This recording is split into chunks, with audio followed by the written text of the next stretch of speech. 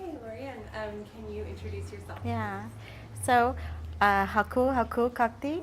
My name is LoryAnn Velez, and I am vice chair of the Barbareno band of Chumash Indians, and I am very happy to be here. And so, thank you for having me here. So. It is absolutely our pleasure. Let's see.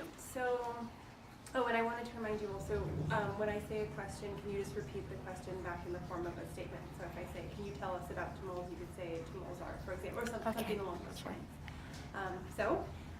Can you tell us a little bit about tomols and what they mean to the Chumash people?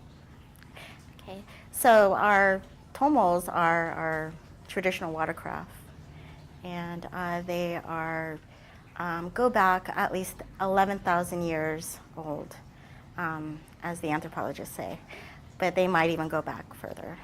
But our tomols in our community are so vital and play such a medium role to our community. They are very sacred to our community. They bring people together. They bring actually the community together when they have an event or has somebody had passed away. So they do bring the tomols out. My grandfather, Paul Palmier, has started not one of the first tomols of the revitalization, because I know the Helek was a revitalized tomol in the 70s with Travis Hudson. I believe in 98, they started to build the Aliet one, which is the tomol my grandfather and other elders, I think it was a Garcia and Chrissy Morello as well, helped build this tomol in 98.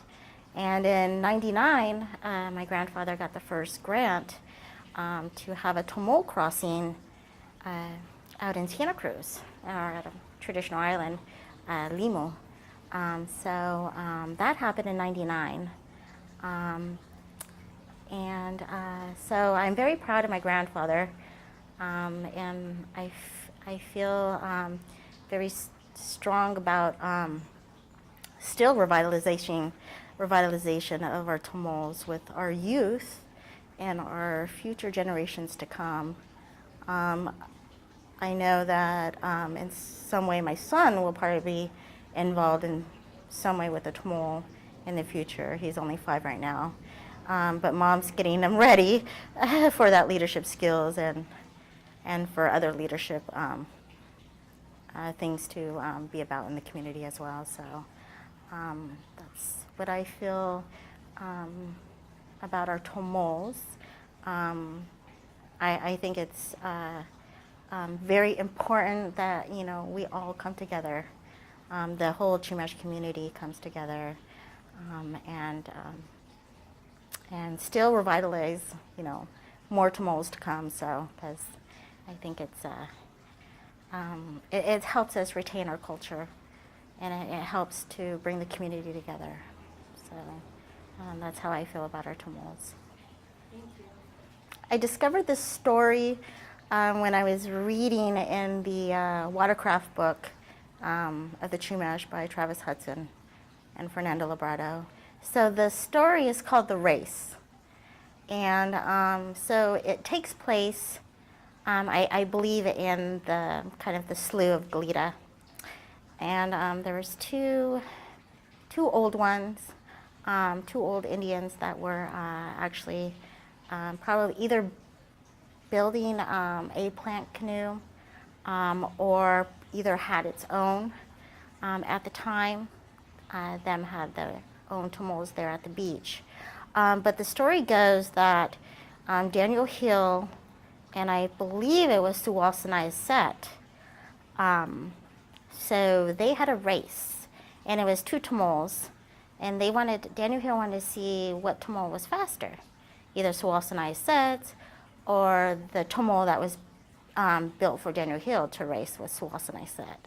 And so they got in the water and they were paddling to see in the ocean to see what tomol was swifter and quicker.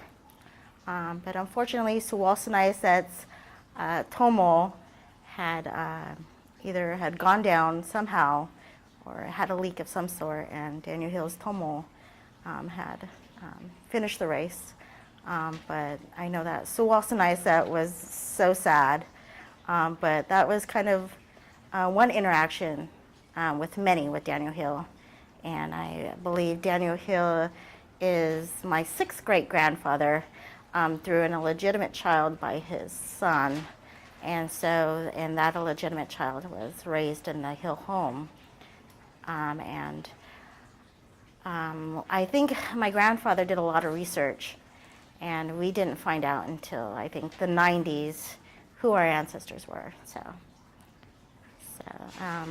And you can actually find that story in that book. So, and I'm just very honored that I have the opportunity to tell a story.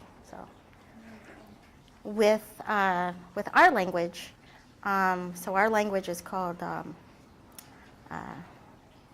So the coastal language is. You want to start over? Yeah, I forgot the name's not coming to me. Okay, it did now. So our Chumash language is called Sumuich, and that was a dialect that was spoken along the coast. I was very honored to be a participant in the National Breath of Life this year in Washington, D.C., which is a 2 weeks course doing language revitalization through archival material. And I was very honored and very overwhelmed with emotion when I was there. So I got to look at archival material at the Smithsonian.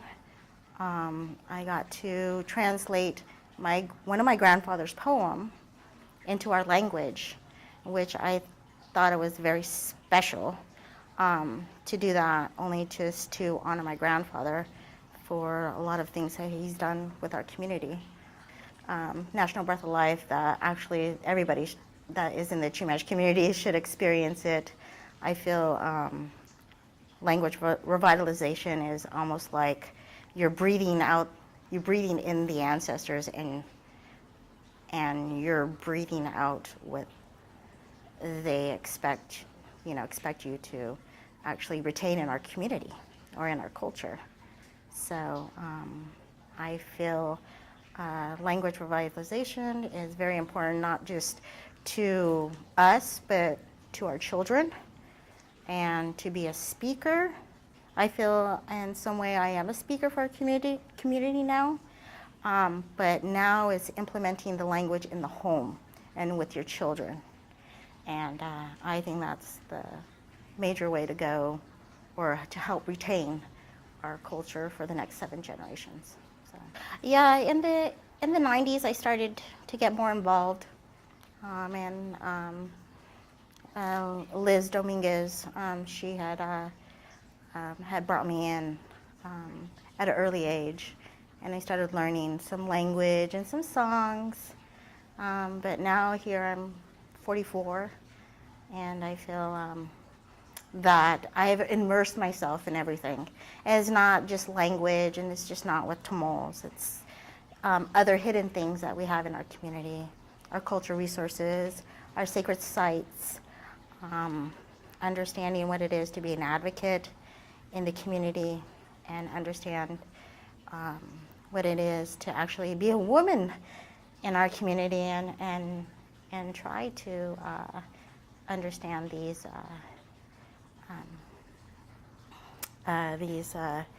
sacred things in our community. So I have been thinking about this for a while, and since I'm a mother,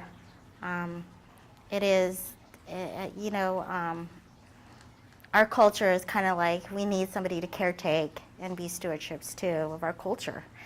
And we have to have like that mother intuition to caretake and maybe